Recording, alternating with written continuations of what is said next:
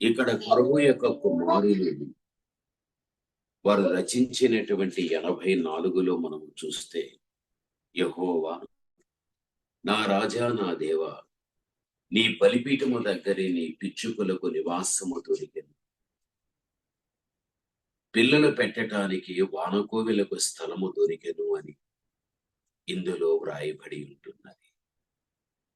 కొరహు యొక్క కుమారులు ఇక్కడ వారు నీ బలిపీఠము దగ్గరే నీ పిచ్చుకలకు నివాసము దొరికెను అని ఇక్కడ వారు రాయడం మనం చూస్తూ ఉంటాం.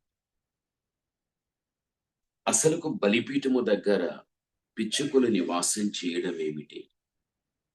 అసలుకి బలిపీఠం ఏది? ఆ బలిపీఠము దగ్గర నివాసం చేసి పిచ్చుకలు ఏమిటి అని మనం ఆలోచిస్తే, యేసుక్రీస్తు ప్రభుల వారు దివిని విడిచిపెట్టి ఆయన భూమికి వచ్చినప్పుడు ఆయన ఈ భూమి మీద ఎన్నో విషయాలను తనను వెంబడించేటువంటి తన శిష్యులకు ఆత్మ సంబంధమైనవి బోధించగలిగారు. యేసుక్రీస్తు బోధించిన బోధ భక్తిలో వారిని బలపరుస్తూ రాగలిగారు. దేవుడు ప్రస్తావించినటువంటి కొన్ని విషయాలలో మనం చూస్తే, మనకు బైబిల్ గ్రంథంలో మత్తయి సువార్త మనం 10వ అధ్యాయం 29లో మనం చూడగలిగినట్లయితే అక్కడ ఒక వాక్యం ఉంది. మత్తయి సువార్త 10:29 ఎవరైనా ఒకరు చదువుతాం. ఇంకొకరు లూకా 12:6 ఒకరు చదువుతాం. రెండు పిచ్చుకలు కాసుకు అమ్మబడును కదా, అయినను. చాలు. ఇక్కడ వాక్యంలో ఏముంది? చదువునాను మళ్ళీ. రెండు పిచ్చుకలు కాసుకు అమ్మబడును. అంటే ఇక్కడ ఒక కాసుకు 2 పిచ్చుకలు అమ్మబడును. మీరు కొంచెం జాగ్రత్తగా వినాలి. లూకా సువార్త చదువుకుందాం. చెప్పబడినటువంటి 12వ అధ్యాయం 6వ వచనం. లూకా 12:6 ఒకరు చదువుతాం. 5 పిచ్చుకలు 2 కాసులకు అమ్మబడును కదా. కొంచెం మీరు మనసు పెట్టి దయచేసి వాక్యాన్ని వినాలి. మూలవాక్యం ఏం చెబుతున్నది అంటే, ఇక్కడ కొరహు యొక్క కుమారులు రచించినటువంటి దీనిలో, యెహోవా నా రాజా నా దేవా, నీ బలిపీఠము దగ్గరే నీ పిచ్చుకలకు నివాసము దొరికెను అని. ఇక్కడ బలిపీఠం ఏది? బలిపీఠము దగ్గర నివాసం చేసేటువంటి పిచ్చుకలు ఏమిటి? మీరు చదివిన ప్రకారం ఒక కాసుకు 2 పిచ్చుకలు మనకు రావడం జరుగుతుంది. ఒక కాసుకు 2 పిచ్చుకలు వస్తే 2 కాసులకు ఎన్ని రావాలి? 4 రావాలి. అయితే ఇక్కడ అదనంగా ఎన్ని ఉంటున్నాయి? 1 ఉంటున్నాయి. ఒక కాసుకు 2 పిచ్చుకలైతే 2 కాసులకు 4 రావాలి. అయితే ఇక్కడ 5 అని వ్రాయబడి ఉంది. అంటే ఒక పిచ్చుక అదనముగా మనకి ఇవ్వబడుతూ ఉంటున్నది. ఈ వాక్యాన్ని బట్టి చూడగలిగి ఎందుకు అదనముగా ఒక పిచ్చుక ఇవ్వబడవలసి వస్తుంది అని మనం ఆలోచించగలిగినట్లయితే మీకు అర్థం అవటానికి చెబుతాను. ఎక్కడైనా ఒక కూరగాయల మార్కెట్కు మనం వెళ్ళిన ఆ స్థలంలో మనం ఏదైనా కాయలు కొనేటప్పుడు ఆ వ్యక్తి చక్కగా త్రాసులో ఒక కేజీ రాయిని పెట్టి మరో ప్రక్కన కేజీకి సరిపడేటువంటి కాయలు తూచినప్పుడు, అవి సమానంగా తూచబడినప్పుడు మనం ఏమంటాము అంటే, ఇంకొక కాయ పసరు వేయకూడదా అని మనం అడుగుతాం. ఒకవేళ మనం అడగకపోయినా పసరు ఒక కాయ వేయడం అనేది జరుగుతుంది. ఇది మనందరికీ తెలిసిన విషయం. అదే బంగారు షాపుకు మనం వెళ్ళి 100 గ్రాములు మనం బంగారు పొందుకునేటప్పుడు ఆ బంగారు షాపులో 100 గ్రాములు కొంటున్నాను కదా, ఇంకొక గ్రాము కొసరు వేయకూడదా అంటే వేయగలుగుతాడా? వేయలేక. కూరగాయల మార్కెట్లో కొసరు అడిగితే ఒకటో రెండో కాయలో వేయగలుగుతాం. అదే బంగారు షాపులో మనము కొసరు అడిగితే అది ఇవ్వని. ఇక్కడ ఇవ్వడం ఏమిటి, అక్కడ ఇవ్వకపోవడం ఏమిటి అని మనం ఆలోచిస్తే, బంగారు విలువైనది, కాయలు విలువ లేనటువంటివి కొసరు అడిగినా అడగకపోయినా ఇవ్వడం జరుగుతుంది.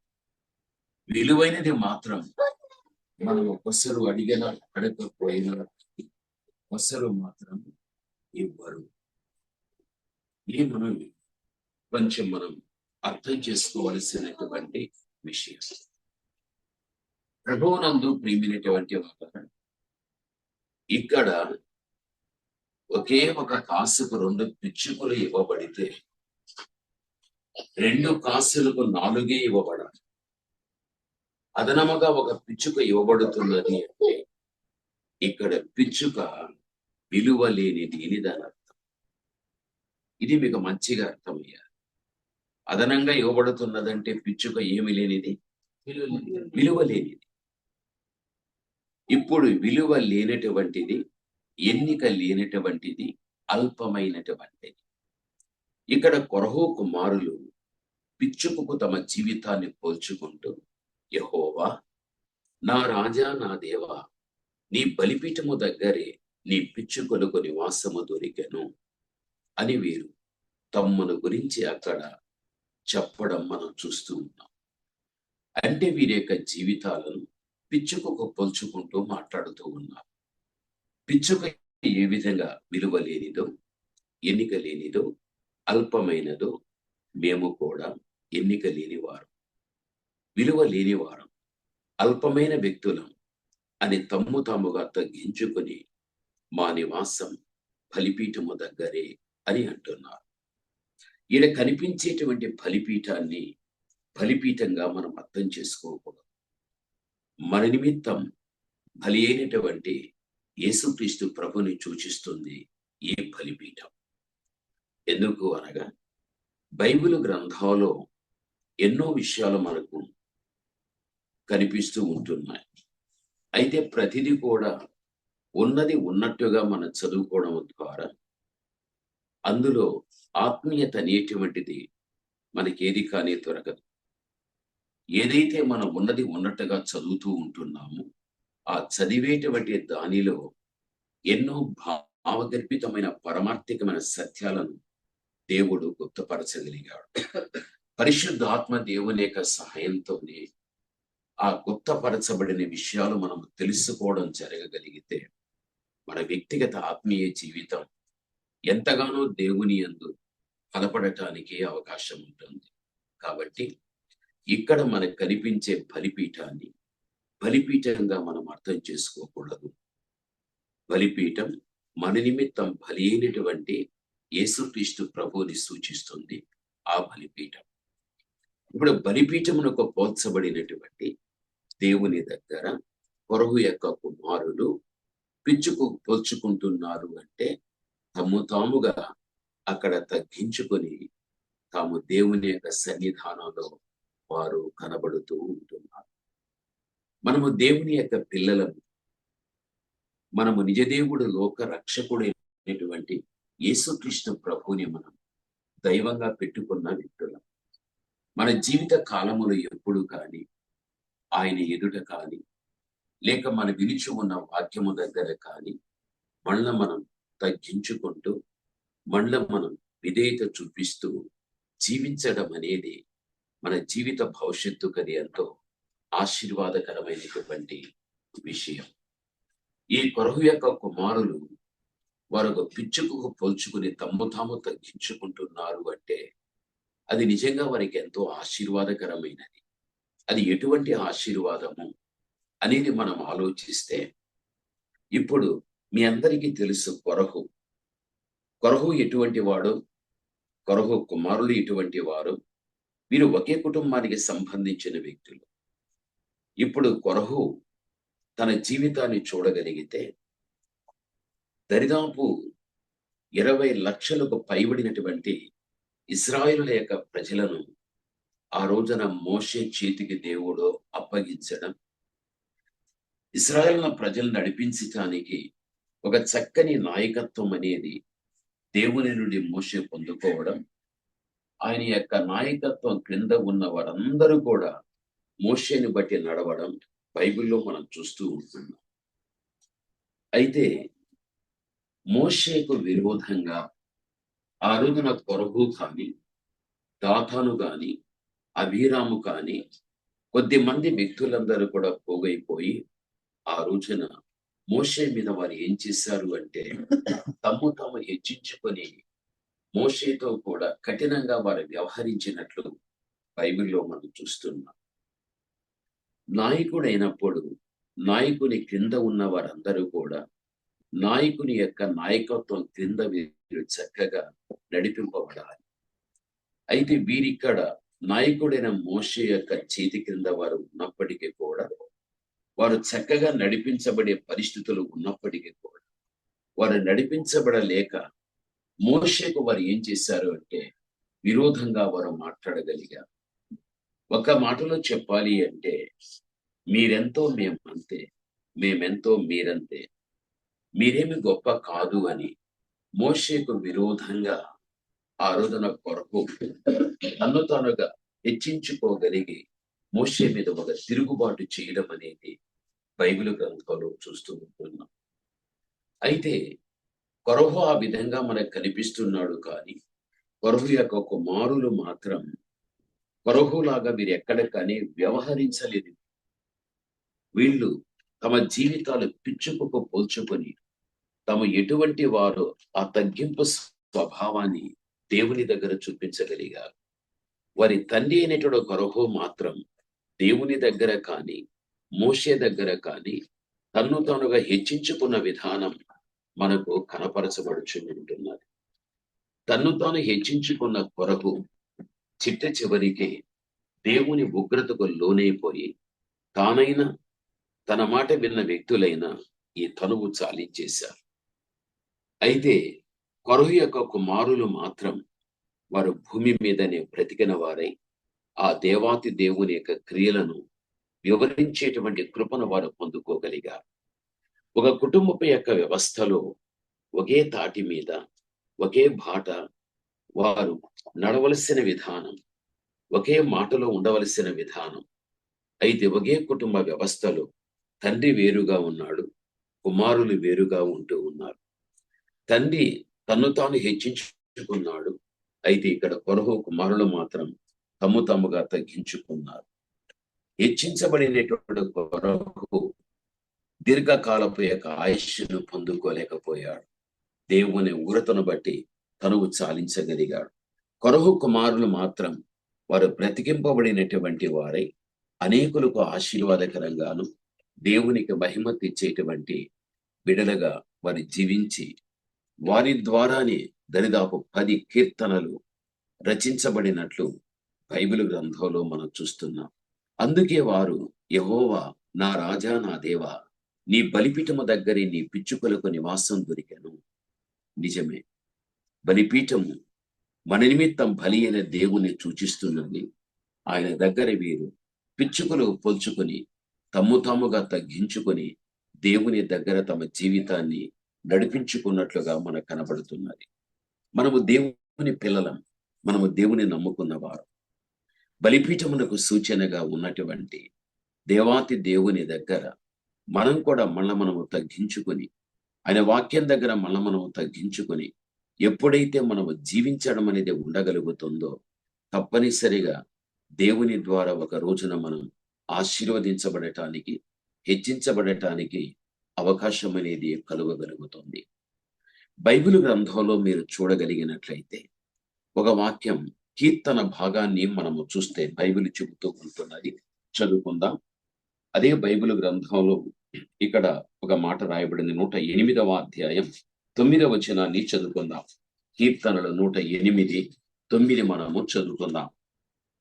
మోయాబు మోయాబు నేను కాళ్ళు కడుక్కుని పళ్ళెము, నేను కాళ్ళు కడుగుకున్న పళ్ళెం, ఏదోము మీదకి నా చెప్పులు విసిరివేయదు. నా చెప్పును విసరివేయుదును అని ఇక్కడ రాయబడి ఉంటున్నది. ఇక్కడ మనము చూడగలిగితే ఎదోము మీదికి నా చెప్పును విసరివేయుదును అంటాడు. మోయాబుని ఏమంటున్నాడు? కాళ్ళు కడుగుకున్నటువంటి పళ్ళెము అంటున్నాడు. ఇప్పుడు మోయాబు కాళ్ళు కడుగుకున్న పళ్ళెము అంటాడు. ఎదోము మీదికి నా చెప్పును విసరివేతును అని ఇక్కడ చెప్పబడుతూ ఉన్నది. అసలుకు ఎందుకు మోయాబు వారిని గురించి, ఎదోమును వారిని గురించి ఎందుకు ఇక్కడ ఆ విధంగా చెప్పవలసి వచ్చింది అని మనం ఆలోచించినట్లయితే, ఈ ఎదోము వారిని గురించిన విషయం ఓబద్య 1వ అధ్యాయం 3వ వచనాన్ని మీరు చూడండి. ఓబద్య 1:3లో కానీ, తిరిగి మనం అదే 5వ వచనములో కానీ చూడగలిగినట్లయితే, ఎదోము యొక్క వారి పరిస్థితిని గురించి బైబిల్ చాలా వివరంగా మనకు చెబుతుంది.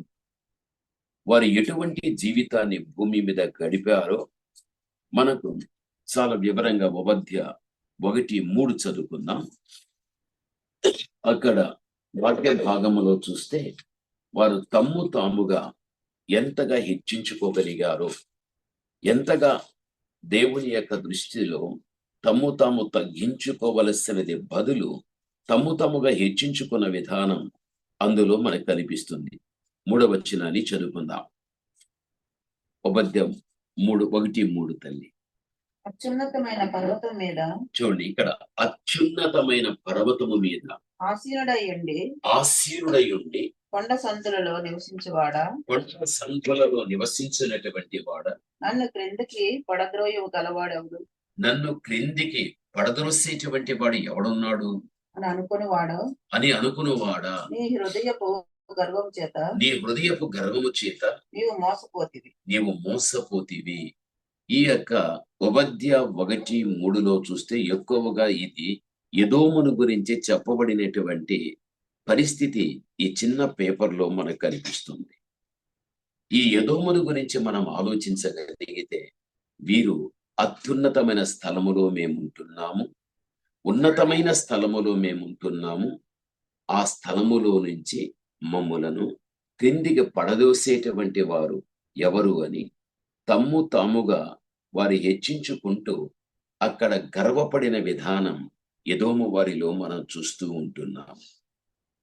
ఇప్పుడు ఎదోము మీదికి నా చెప్పును విసరివేయుదును అని కీర్తనలో మనం చూస్తున్నాం.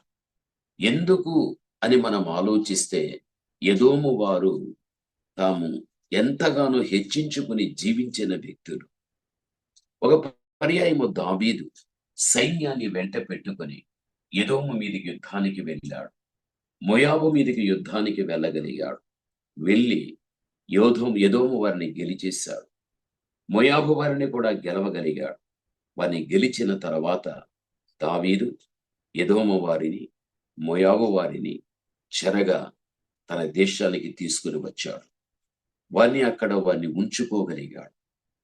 చెరగా వచ్చినటువంటి ఎదోము మీదికి నా చెప్పును విసరివేతును, మోయాబు వారు నా కాళ్ళు కడుగుకున్న పళ్ళెము అని రాయబడి ఉంది. అంటే ఎదోము మీదికి నా చెప్పును విసరివేతును అంటే దాని అర్థం ఏమిటి అంటే, చెరగా వచ్చినటువంటి ఎదోము వారిని ఆ రోజున దావీదు తాను ధరించుకునే చెప్పులను శుభ్రపరచటానికి వారిని నియమించగలిగాడు. మోయాబు వారు కాళ్ళు కడుగుకుని పళ్ళెము అంటున్నాడు. అనగా మోయాబు వారికి ఇవ్వబడిన పని ఏమిటి అంటే, దావీదు యొక్క కాళ్లకు నీళ్లు పోసేటువంటి పనిని వారు పొందుకోగలిగారు. అందుకే మోయాబు కాళ్ళు కడుగుకుని పళ్ళెము, పాదాలకు నీళ్లు పోయడం ద్వారా ఇక్కడ మోయాబు వారు కనిపిస్తున్నారు. చెప్పు విసరివేతును అంటే ధరించుకునేటువంటి, తొడుగుకునేటువంటి ఆ చెప్పులను శుభ్రపరిచేటువంటి, అనగా ఈ రోజున పాదాలకు తొడుగుకునేటువంటి చెప్పులనైనా కడగడం, శుభ్రము చేయడం. ఇంత స్థితికి వారు రాగలిగారు అంటే వాక్యాన్ని బట్టి చూస్తే వారు ఎంతగా హెచ్చించుకోగలిగారు తెలుసా? మేము అత్యున్నతమైనటువంటి స్థితిలో మేము ఉంటున్నాం. మేమున్న స్థితిలో నుంచి మమ్మల్ని ఎవడు కిందికి పడదొరియగలడు అని తాము గర్వపడేటువంటిది ఏదైతే ఉండగలిగాదో దాన్ని చూస్తూ వారు తమ్ము తాముగానే అతిశయపడుచున్నట్లుగా వాక్యంలో కనిపిస్తున్నారు. అయితే దేవాతి దేవుడు వారినే దావీదుకు అప్పగించి వారు ఉన్న స్థితిని పోగొట్టి వారు ఎంతవరకు తగ్గిపోవాలో ఆ స్థితిని వారికి ఇవ్వడం, నీళ్లు పోయడమైనా, తొడుక్కున్నటువంటి చెప్పులను వారు శుభ్రం చేయడమైనా ఆ పనిని చూడగలిగితే అక్కడ వారు ఇక్కడి వరకు దేవుడు వారిని తగ్గించినట్లుగా మనం చూస్తూ ఉంటాం.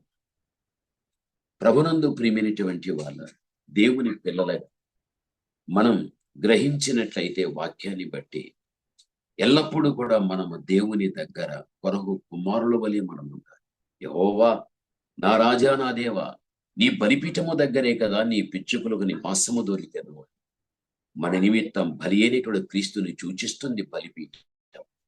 కొరహు యొక్క కుమారులు సహితం తమ జీవితాలు పిచ్చుకు పోల్చుకుంటూ ఎన్నికలేని వారమయ్యా, అల్పులమయ్యా మేము అని తమ్ము తాముగా తగ్గించుకుని దేవుని దగ్గర తమ జీవితాన్ని గడిపినట్లుగా దేవుని బిడ్డలైన మన జీవితంలో కూడా మనం అతిశయించేవి ఏవి ఉన్నప్పటికీ కూడా వాటన్నిటిని కూడా మనం ప్రక్కన పెట్టి మన జీవితాలు కూడా పిచ్చుకు పోల్చుకొని ఎన్నికలేని వాడను, అల్పుడును తండ్రి అని మనముగా దేవుని దగ్గర తగ్గించుకొని మనము జీవించిన వ్యక్తులను కాగలిగినట్లయితే దైవవాక్యం చెబుతుంది కదా, తన్ను తాను తగ్గించుకున్నవాడు ఏమవుతాడు? హెచ్చించబడగలుగుతాడు అని. అయితే ఎదోము వారి అయినా మోయాబు వారైనా తము తాము హెచ్చించుకోగలిగారు. చిట్ట చివరి వారు ఎంతవరకు తగ్గించబడ్డారు అంటే కాళ్లను నీళ్లు పోసేవారుగాను, కాళ్ళ పాదాలకు చెప్పులు తొడుక్కునేటువంటి వాటిని శుభ్రపరిచేటువంటి వారుగాను ఆ పనికి వారి నియమితులైనట్లుగా వాక్య భాగములో మనం చూస్తూ ఉంటున్నాం. కాబట్టి దేవుని యొక్క బిడ్డలైన మన జీవితంలో మనం గమనించవలసిన విషయం ఏమిటి అంటే గాను, భూమి మీద మనం ఉన్నంత కాలము కూడా మనం తగ్గించుకుంటూ జీవించగలిగినట్లయితే దేవుడు ఎంతవరకు అయినా మనం హెచ్చించడానికి అవకాశం అనేది ఉంటుంది. ఈ వాక్యం మనకు ఆ విధంగా తెలియపరుస్తుంది. రెండవదిగా మనం చూడగలిగినట్లయితే అక్కడ మనకు వానకోవెల మనకు కనిపిస్తూ ఉంటుంది. బాగా మనం అర్థం చేసుకోవాలి. అయితే పిచ్చుకలకు పోల్చుకున్నటువంటి కొరహు యొక్క కుమారులు బలిపీఠము దగ్గర ఎందుకు వారు నివాసం చేయగలిగారు? అక్కడ దేవుని దగ్గర తమ్ము తాముగా తాము తగ్గించుకుంటూ వారు దేవుని స్తుతించడమైనా లేక ప్రార్థించడమైనా కానీ మనకాడ కనిపిస్తూ ఉంటుంది. పాత నిబంధన కాలములో బలిపీఠము దగ్గరికి వచ్చినటువంటి అనేక మంది వ్యక్తులు మనకు కనిపిస్తూ ఉన్నారు. బలిపీఠము దగ్గరికి వచ్చినటువంటి పాత నిబంధన కాలపు యొక్క భక్తులంతా ఏం చేశారు అని మనము చూస్తే గన మలాకి పుస్తకాన్ని చూస్తే 2వ అధ్యాయం మీద చూడండి. మలాకి 2వ అధ్యాయం మనం 13వ వచనాన్ని చదువుకుందాం. మలాకి 2:13 వచనాన్ని చదువుకుందాం. బైబిల్ మనకి ఈ విధంగా తెలియపరుస్తూ ఉంటున్నది. 2:13 చదువుకుందాం.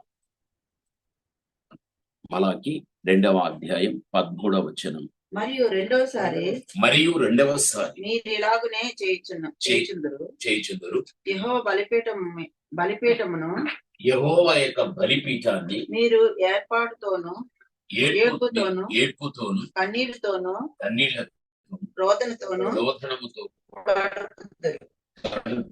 కాబట్టి ఇక్కడేమో బలిపీఠము దగ్గర కొరహు కుమారులు తమ నివాసం అదే అని అక్కడ చెబుతూ ఉన్నారు. అయితే పాత నిబంధన కాలములో మనం మలాకి జీవించిన కాలములో అనేక మంది స్త్రీలు బలిపీఠము దగ్గరికి వెళ్ళిపోయి వారు ఏం చేస్తున్నారు అంటే కన్నీళ్లు పెట్టి ఏడుస్తూ ఉంటున్నారు. వారు ఏడుస్తూ వారు విడిచిపెట్టిన కన్నీళ్లు ఏమయ్యాయి అంటే బలిపీఠాన్ని తడిపేశాయి అని బైబిల్లో మనకు కనిపిస్తూ ఉంటున్నది. అక్కడేమో కొరహు కుమారులు బలిపీఠము దగ్గరే మా నివాసం అని చెప్పారు.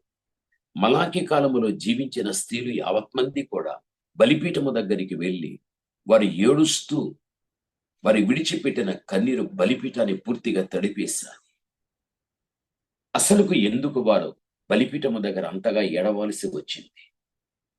అసలుకంత కన్నీరు వారు ఎంత కన్నీరు కార్చి ఉంటే ఆ బలిపీఠం అంతా కూడా తడుపబడిపోయి ఉంటుంది అనేది మనం ఆలోచించాలి. మలాకి కాలములో జీవించినటువంటి స్త్రీలు, వారు పొందుకున్న భర్తలు చాలా కఠినమైన హృదయం కలిగి వారి ఎదుట వ్యవహరించేటువంటి వారు. వారికి దేవుని భయం లేదు, పాప భయం అసలే లేదు, దేవుని గురించిన ప్రసక్తే అసలుకు లేదు.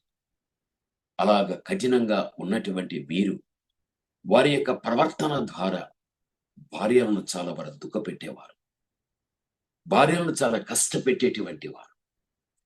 అయినా భార్యలు వారి ద్వారా ఎంత కష్టపడేటప్పుడు రోజులు గడిచిపోయే కొలది వాళ్ళు ఏదైనా మార్పు ఉందేమో అని ఎంత చూసినా ఆ మార్పు కనిపించలేని పరిస్థితులలో ఆ రోజున స్త్రీలంతా కూడా బలిపీఠము దగ్గరికి వచ్చి అందరూ కూడా బలిపీఠాన్ని చుట్టుకొని ఏడుస్తూ ప్రార్థించేవాడు. మా భర్తలు, మా కుటుంబ వ్యవస్థలు వారు మా విషయంలో కఠినంగా వ్యవహరించుటను బట్టి వారి నుండి మేము పొందేటువంటి బాధ ఇంత అంతా కాదు, అంత మేము బాధపడిపోతున్నాం. ఓ దేవుడా, దయచేసి వారిని మీరు మార్చండి అని వారి భర్తల యొక్క అంతరంగ పరివర్తన నిమిత్తంగా ఆ రోజు బలిపీఠము దగ్గర వారు ఏడుస్తూ ప్రార్థించేవారు, ప్రార్థిస్తూ ఏడ్చేవారు. వారు ఏడ్చి ఏడ్చి వారి విడిచిపెట్టిన కన్నీరు బలిపీఠాన్ని తడిపివేశారు. ఇంతగా బలిపీఠము దగ్గర సమయాన్ని హెచ్చించి ఏడుస్తూ ప్రార్థించి విడిచిపెట్టిన కన్నీరు చివరికి వారికి ఒక చక్కని జవాబునిచ్చారు. అది ఏమిటి అంటే, మలాకి కాలములో వారి భర్తలంతా కూడా మార్పు చెందగలిగారు. వారు ఏదైతే గన బలిపీఠము దగ్గర దేవుని దగ్గర మొరపెట్టుకోగలిగారో ఆ మొరను దేవుడు వినగలిగాడు. పరిపూర్ణమైన మార్పు రాగలిగారు. దేవుని బిడ్డలైన మనం కూడా అంతే. మన జీవితంలో ఏదైనా దేవుని దగ్గర మనం పొందుకోవాలి అంటే బలిపీఠమునకు పోల్చబడిన దేవుని దగ్గరికి వచ్చి దేవుని నుండి మనం పొందవలసినటువంటి ఎటువంటి ఆశీర్వాదమైన, సహాయమైన, మేలైన ఆయన దగ్గర మన సమయాన్ని హెచ్చించి ఆయన దగ్గర మనం గడిపి ప్రార్థనాపూర్వకంగా మనం అడగగలిగినట్లయితే తప్పనిసరిగా దేవుని దగ్గర ఏమైనా మనం పొందుకోవటానికి అవకాశం అనేది ఉంటుంది. కొరకు కుమారులు మాత్రం బలిపీఠం దగ్గర నివాసం చేశారు. ఎంతగానో వారు స్తుతించారు, చక్కగా దేవుని దగ్గర వారు ప్రార్థించారు, తమ తగ్గింపు స్వభావాన్ని చూపించగలిగారు. హెచ్చించుకున్నట్లు వారి పరిస్థితి దేవుని తీర్పు ఘోరంగా ఉండగలిగారు. అయితే ఇక్కడ బలిపీఠము దగ్గర ఉన్న స్త్రీలందరూ కూడా ఎవరి మార్పు కోసమైతే కన్నీరు పెట్టారో వారి భర్తలు మారిపోగలిగారు. అదేవిధంగా మన జీవితంలో కూడా దేవుని నుండి ఏ సహాయం మనం పొందుకోవాలి అని మన సమయాన్ని హెచ్చించి దేవునికి ఇచ్చి ఈ దగ్గర మనం మరొకటి వ్యక్తులమైనట్లయితే దేవుడు తప్పనిసరిగా అద్భుతమైన ఆశ్చర్యకరమైన కార్యాలు దేవుడు చేయగలుగుతాడు. చివరి మాట మనం చూడగలిగితే ఇక్కడ వానకోవెల మనకు కనిపిస్తూ ఉన్నది. ఇది వానకోవెల పిల్లలు పెట్టడానికి దీనికి గూటి స్థలము దొరికినను వ్రాయబడి ఉన్నది.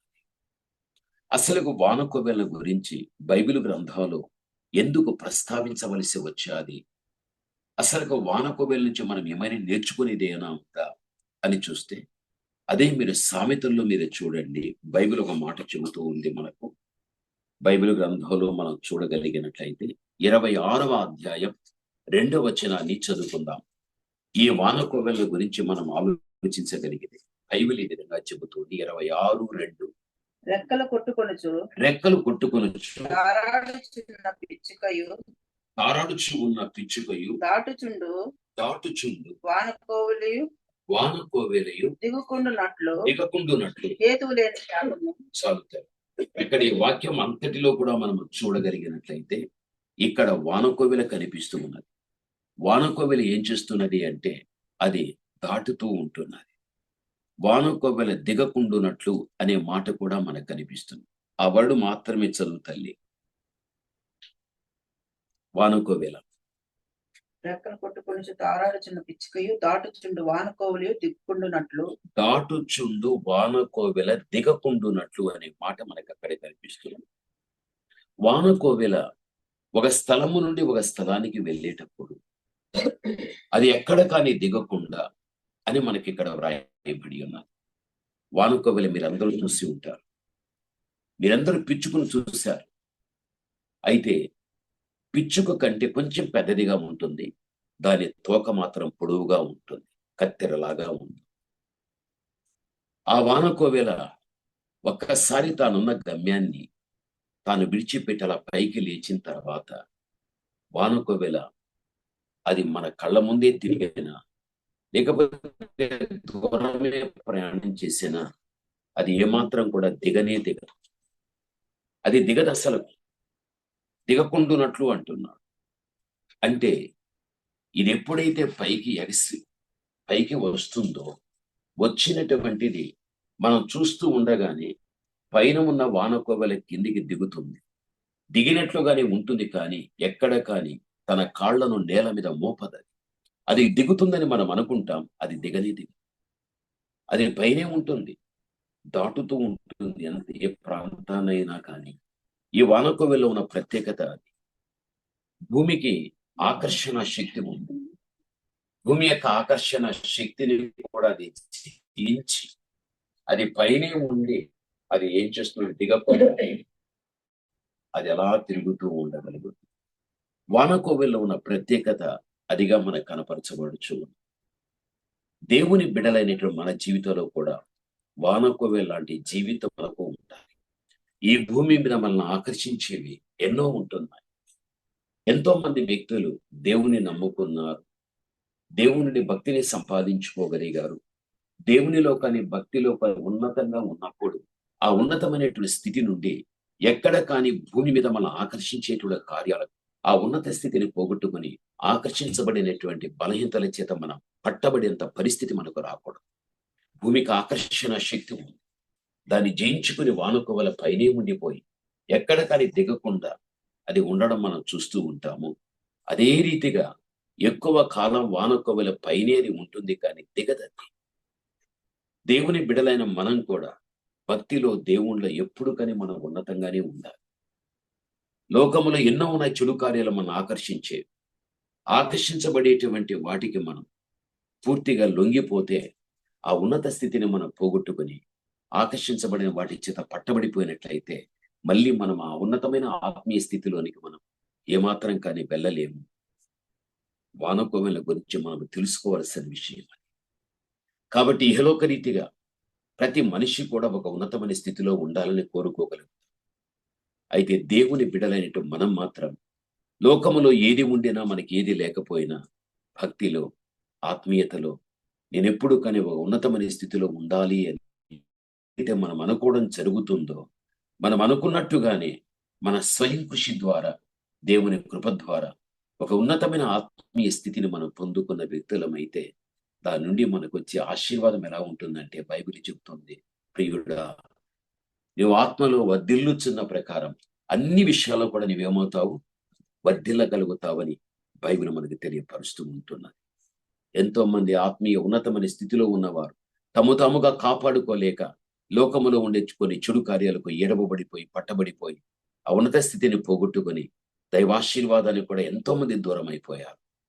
దేవుని బిడ్డలైన మన జీవితంలో అటువంటి పరిస్థితి మనకి ఎక్కడ కూడా రాకుండా భక్తి విషయంలో మనం ఎదిగిపోయినప్పుడు ఆ ఎదురు మనప్పుడు మనకి ఏ లోకపరంగా ఏది కావాలో దేవుడే మనకు దాన్ని ఇవ్వటానికి ఆయన సిద్ధంగా ఉంటున్నాడు అన్న విషయం మనము మరిచిపోకూడదు. అందుకే బైబిల్ చెబుతూ ఉన్నది, యెహోవా నా రాజా నా దేవా నీ బలిపీఠము దగ్గరే కదా నీ పిచ్చుకలకు నివాసం దొరికెను, పిల్లలు పెట్టడానికి వానకోవలకు గుటి స్థలము దొరికెను అని. కాబట్టి మన జీవితం పిచ్చుకలకు కొరహు కుమారులు పోల్చుకొని ఎలాగైతే తమ్ముగా దేవుని దగ్గర తగ్గించుకున్నారో మన జీవితం కూడా భూమి మీద మనము తగ్గించుకుంటూ దేవుడు మనకి ఇచ్చిన శేష జీవితం అంతా కూడా ఆయన దగ్గరే మనం గడిపే వ్యక్తులుగా మనం ఉండాలి. ఎక్కడ కానీ మనం హెచ్చించుకునేటువంటి స్వభావం దేవుని దగ్గర వాక్యం దగ్గర రాకుండా మనం చూసుకోవాలి. తగ్గించుకునేటువంటి జీవితాలు ఎప్పటికైనా దేవుని ద్వారా హెచ్చించబడగలుగుతాయి. దేవుడు వారిని ఆ స్థాయికి తీసుకొని వచ్చేస్తాడు.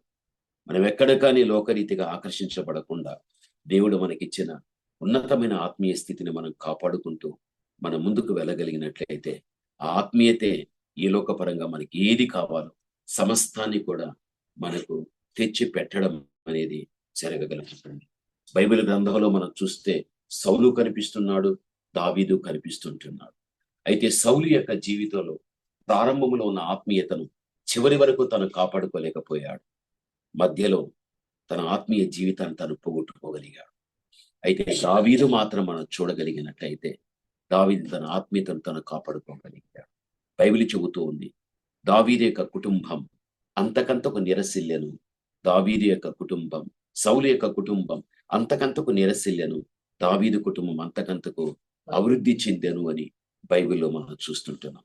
సౌలు కుటుంబం బలహీనం కావటానికి, దావీదు కుటుంబం బలము కావటానికి కారణం ఏమిటి అంటే ఆత్మీయ జీవితంలో ఏమాత్రం కానీ దావీదుకున్నటువంటి ఆత్మీయమైనటువంటి స్థితి ఏదైతే ఉందో ఆ సమమైనటువంటి స్థితి సౌలు జీవితంలో లేకపోయారు. సౌలు మొదట ఉండగలిగేది ఆత్మీయత, అయితే దాన్ని కాపాడుకోవలసిన వాడు, దాన్ని కొనసాగించుకోవలసిన వాడు, అయితే మధ్యలోనే దాన్ని పోగొట్టుకోగలిగాడు. అందుకే తానైనా తన కుటుంబమైనా ఏ లోక పరంగా అది ఎంతగానో నీరసిల్లిపోయారు. దావీదైతే తను తాను కాపాడుకున్నాడు, తన ఆత్మీయ జీవితాన్ని కొనసాగించుకోగలిగాడు. కాలానుగుణంగా చూడగలిగినట్లయితే అంతకంతకు తాను వర్ధిల్లుతూ వచ్చినట్లు బైబిల్లో మనం చూస్తుంటున్నాం. కాని ప్రాంతములో, కాని ప్రజల మధ్యన ఉద్యోగరీత్యా వచ్చినటువంటి మనం ఎంతకాలం ఈ దేశంలో ఉంటామో మనకు తెలియదు. అయినా కూడా ఈ ప్రాంతంలో మనం ఏ దేవుని నమ్మితేమో, ఏ దేవుని నుండి ఆత్మీయతను సంపాదించుకోగలిగితేమో కాపాడుకోవడం ఒక వంతు అయితే దాన్ని కొనసాగించుకోవడం మరొకటిగా ఉంటున్నది. ఇలా మనం జీవించిన వ్యక్తులం కాగలిగినట్లయితే ఇదే మన ఇహలోకపరంగా అన్ని విషయాలు కూడా మనం హెచ్చించబడటానికి మూలం కాగలుగుతుంది. చిన్న ప్రార్థన.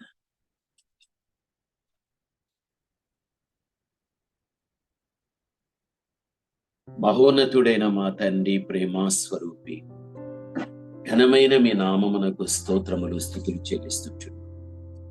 దేవా, ఈ సమయమందు నా తండ్రి కొరహు యొక్క కుమారులు మీ సన్నిధానములో ఎంతగా తాముగా తగ్గించుకు వారు తండ్రి తమ సమయాన్ని నా తండ్రి మీ దగ్గరే గడపగలిగారు. మీ బిడలమైన మేము కూడా తండ్రి మమ్మల్ని మేము తగ్గించుకొని మా జీవితాలు తండ్రి మీ దగ్గర గడపటానికి మీరు మాకు సాయం చేయండి. జీవితంలో ఎక్కడ కానీ తండ్రి ఒక హెచ్చింపు అనేది రాకుండా, ఒక తగ్గింపు అనేది మా భవిష్యత్తు ఆశీర్వాదానికి మూలమని మేము గ్రహించిన వారుగా ఉండాలి. కొరహు ఆ విధంగా తన్ని హెచ్చించుకోగలిగారు. ఎదోము వారు కూడా హెచ్చించుకోగలిగారు. మోయాబు వారు హెచ్చించుకోగలిగారు. అందుకే తండ్రి వారి పరిస్థితి నా తండ్రి మేము చూడగలిగినట్టయితే వారు ఎంతగా తండ్రి ప్రభా వారి ఉన్నతమైన స్థితిని పోగొట్టుకుని దిగజారంలోనికి మా జీవితాలు ఎప్పుడు కూడా వారి వలె కాకుండా ఉండునట్లు మేము ఈ భూమి మీద తండ్రి మీరు మమ్మల్ని హెచ్చించే కొలది మేము తగ్గించుకునేటువంటి ఆ కృపను మీరు మాకు చూపెట్టండి. వానకోవిల వలె మా జీవితాలు ఎక్కడ కాని ప్రభా మేము దిగకుండా ఉన్నతమైన స్థితిలోనే మేము ఉండి దేవా మా జీవితాలు మీ ఆశీర్వాదానికి మూలం కాని ఆత్మలోను వర్ధిల్లు అన్ని విషయాలు నేను వర్ధిల్ల చేస్తానని. నిజమే ప్రభా, ఇక్కడ ఉన్న మీ బిడ్డల యొక్క జీవితాలు కూడా తండ్రి వ్యక్తిగతంగా ఆత్మీయ జీవితంలో వృద్ధి చెందుతూ దాని ద్వారా వచ్చే ఆశీర్వాదం వ్యక్తిగతంగా కుటుంబ పరంగా మీ బిడ్డలన్నిటిని కూడా పొందుకోవటానికి కృపను మీరు చూపెట్టమని మీ మాటలు వినిచున్న మీ బిడ్డలను మరొకసారి నా తండ్రి మీరే తండ్రి మీ మాటల చేత బలపరిచి నడిపించమని. దేవా, కుటుంబంలో ఉన్నటువంటి తండ్రి మీ కుమారుడు మీ కుమార్తె తండ్రి ఇద్దరిని మీ చేతులకు అర్పిస్తున్నా తండ్రి. మీ బిడ్డలు తండ్రి మమ్మల్ని అందరినీ కూడా ఆహ్వానించి ఈ చక్కని కోరికను ఏర్పాటు చేసుకోగలిగారు. మీ బిడ్డల మొట్టమొదటిగా మీతో తండ్రి తమ నివాసం ఉందని, మీ బిడ్డల ఆత్మీయ జీవితాన్ని పెంచుకొని తండ్రి అప్పుడే మీ బిడ్డల యొక్క అవసరత ఏదైతే ఉన్నదో దాన్ని అనుకోండి. దేవా, మీ బిడ్డలను గురించి ప్రార్థిస్తుంటున్నాం. దేవా, మీ వాక్యములో చూస్తే నేను వారిని ఆశీర్వదించగా వారు అధిక సంతానాభివృద్ధి పొందిరని నా తండ్రి మేము చూస్తున్నాం. సంతానం అనేది మీరు ఇవ్వబోయే ఆశీర్వాదం. సంతులేని దాన్ని ఇల్లాలుగా చేస్తానని మీరు చెప్పగలిగారు. అది మీ వాగ్దానము నా తండ్రి. దయచేసి నా తండ్రి ప్రభా, మీ బిడ్డలు ఎదురు చూస్తున్న సంతతిని మీరు, షారాకు ఆలస్యమయ్యారు, ఇస్సాకుని మీరు ఇచ్చారు. అన్నాకు ఆలస్యమయ్యారు, సమయంలో మీరు ఇవ్వగలిగారు. మనోహా భార్యకు ఆలస్యమయ్యారు, శాంసన్ మీరు ఇవ్వగలిగారు. ఎలిజబెత్కు ఆలస్యమయ్యారు, యోహాను మీరు ఇవ్వగలిగారు. మీ బిడ్డలకు ఆలస్యం అవుతున్నది అంటే తండ్రి, ఆలస్యంలో ఒక ఆశీర్వాదం, ఒక అద్భుతం ఉందని నా తండ్రి బిడ్డలు విశ్వసించని తండ్రి, తప్పనిసరిగా మీ బిడ్డల జీవితంలో కూడా అటువంటి నా తండ్రి గొప్ప వ్యక్తుల్ని నా తండ్రి పొందుకునేటువంటి కృపను మీ బిడ్డలకు పెరిగమని ప్రార్థిస్తున్నాను. మీ సేవకునిగా చేసిన ప్రార్థన మీ బిడ్డల పట్ల ఒక ప్రవచనంగా మీరు మార్చండి నా తండ్రి. ఆత్మకార్యాన్ని జరిగించండి. మీ దాసుడు నా తండ్రి ఏర్పరచుకున్నటువంటి నాయన దేవా తండ్రి ఒక చిన్న సహవాసాన్ని బిడ్డ నడిపిస్తుంటుండగా మీ బిడ్డను కూడా సంపూర్ణమైనటువంటి జ్ఞానముతో మీరు నింపి నా తండ్రి ప్రభు ఈ ప్రాంతంలో తండ్రి వరుడైనటువంటి మీకు తండ్రి ఒక చక్కని వధువు సంఘాన్ని సిద్ధపరిచేటప్పుడు కావలసిన మంచి జ్ఞానాన్ని ఇచ్చి చక్కని నడిపింపుతో తండ్రి ముందుకు నడిపించమని, కూడి వచ్చిన ప్రతి బిడను ఆశీర్వదించమని యేసు నామములో ప్రార్థన చేస్తున్నాము తండ్రి. ఆమేన్.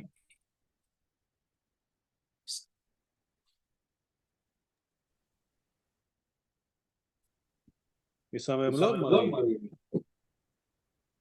ఒకరు రేపటి దినమున మరి జరగనున్న యూత్ రిట్రీట్ గురించి ప్రార్థించండి. మరి సండే రోజు మరి అంకుల్ వేదనాయకం గారు మన మధ్యలో ఉంటారు. ఆ దినం కూడా మనకు దేవుడు ఏర్పాటు చేసినటువంటి వాక్యము మనకు అందింపబడులాగున దాని గురించి కూడా ప్రార్థించండి. ఒకరు ఈ సమయంలో ఇక్కడ ఉన్నవారు ఒకరు ప్రార్థించండి.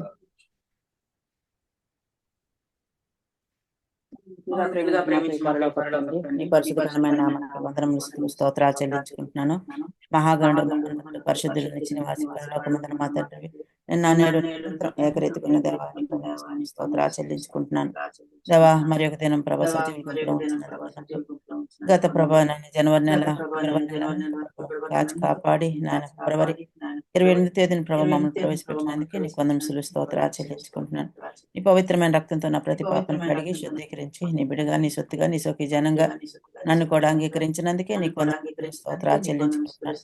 యోగ్యత అర్హత లేనప్పటికీ తండ్రి నాయన నీ బిడ్డలతో చేరి నేను కూడా ప్రభు నాయన ప్రార్థించడానికి నాకు ఈ అవకాశం ఇచ్చినందుకే నీకు వందనములు స్తోత్రాలు చెల్లించుకుంటున్నాను. దయగల తండ్రి నిజమైన ప్రభా కుమారులు ఏ విధంగా తండ్రి తాము తగ్గించుకున్నారు ప్రభా నాయన పిచ్చుకలకి నాయన వానకోకులకి ప్రభా నీ స్థలంలో ప్రభా మందిరంలో నాయన గొప్ప స్థలంగా తండ్రి వారు చేసుకోవడానికి ప్రభా ఎంత ఆధిక్యత ఇచ్చినందుకే నీకు వందనములు స్తోత్రాలు చెల్లించుకుంటున్నాను. మేమైతే ప్రభా యోగ్యులు కాము, అర్హత లేదు, ఎందుకు పనికిరాని వారం ప్రభా. అయినప్పటికీ తండ్రి నాయన చిన్న మందిగా మమ్మల్ని అందరినీ ఈ విధంగా చేర్చినందుకే నీకు వందనాలు, స్తుతి స్తోత్రాలు చెల్లించుకుంటున్నాను తండ్రి.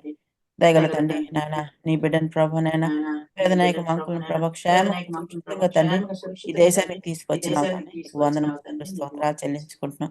అంకులు ఎక్కడ ఉన్నంత కాలం ప్రభా నీ కాపుదల ఉంచండి. ఈ వాతావరణం ద్వారా ఎలాంటి హాని రాకుండా ప్రభా నాయన మీరే చుట్టూ కంచి వేసి భద్రపరచని ప్రార్థిస్తున్నాం తండ్రి. నీకు వందనములు. జరుగుతున్న ప్రభా నాయన దయగల హస్తాలు కప్పు చెప్పుకుంటున్నాం తండ్రి. గృహం ప్రభా నాయన ఇచ్చిన కొడుకు కోసం ప్రభా తీర్చినందుకే నీకు వందనములు స్తోత్రాలు చెల్లించుకుంటున్నాను. రవికిరణ్ నన్ను కూడా జ్ఞాపకం చేసుకోండి. వారి హృదయ వాంఛలు తీర్చగల శక్తి మంతుడా నీకు వందనములు స్తోత్రాలు చెల్లించుకుంటున్నాం. దేవా నీ చెంతకు వచ్చే వారిని ప్రభావ మీరు ఎప్పుడు త్రోసివేసే దేవుడు కాదు. నీకు వందనములు స్తోత్రాలు చెల్లించుకుంటున్నాను. అలాగే తండ్రి నాయన రేపటి దినాన ప్రభా యూత్ మీటింగ్ జరుగుతుండగా తండ్రి నీ సన్నిధి ఉంచండి, నీ కాపుదలు ఉంచండి. ఎవరైతే ప్రభా యూత్ బిడ్డలు ప్రభా మీరు ఏర్పరచుకుని ప్రభా నీ వాక్యం వినడానికి ఆయన నీ సన్నిధిలో ప్రభా నిందారహితంగా ఉండడానికి ఏ బిడ్డను ప్రభా మీరు ఏర్పరచుకొని తీసుకొస్తున్నారు తండ్రి. నీకు వందనములు స్తోత్రాలు. మరి ముఖ్యంగా తండ్రి ఆ హాలను మీరే మీ రక్త ప్రోక్షణలో కడిగి శుద్ధీకరించండి. వచ్చే ప్రతి బిడ్డతో తండ్రి నాయన మీరే మాట్లాడండి, మీ ఆత్మాభిషేకం కుమ్మరించండి. రానున్న దినాల్లో ప్రభా బలమైన యోధులుగా ప్రభా మా యవన బిడ్డలందరినీ మీరే తీర్చిదిద్దమని ప్రార్థిస్తున్నాను తండ్రి. నీకు వందనములు స్తోత్రాలు. అయా నీ వాక్యం చెప్పే నీ బిడ్డను కూడా ప్రభా నీ ఆత్మతో కుమ్మరించి తండ్రి ఆ అంకుల ద్వారా ప్రభా వచ్చే ప్రతి మాటను ప్రభా నాయన మీ నోటి నుండి వచ్చిందన్నట్లు ప్రభా ప్రతి బిడ్డ గ్రహించడానికి ఆయన ప్రతి హృదయ వాంఛలు ప్రభా మీరు తీర్చగల శక్తిమంతుడు ప్రభు. నీకు వందనములు స్తోత్రాలు చెల్లించుకుంటున్నాను. అలాగే తండ్రి ఆదివారం పరిచయం కూడా ప్రభా నీ దయగల కృపగల హస్తాలకు అప్పచెప్పుకుంటున్నాం. ఎంతమంది బిడ్డలకైతే ప్రభునైనా నాయన పిలిచినారు ప్రభు అందరూ రావడానికి, నీ మాటలు వినడానికి, నాయన నీ సన్నిధిలో ప్రభా గడపడానికి, నీ సన్నిధి సంతృప్తిని ప్రభా ప్రతి ఒక్కరు పొందుకోవడానికి నీ కృపను నీ కాపుదలను దయచేయండి తండ్రి. నీ కొందనం స్తోత్రాలు.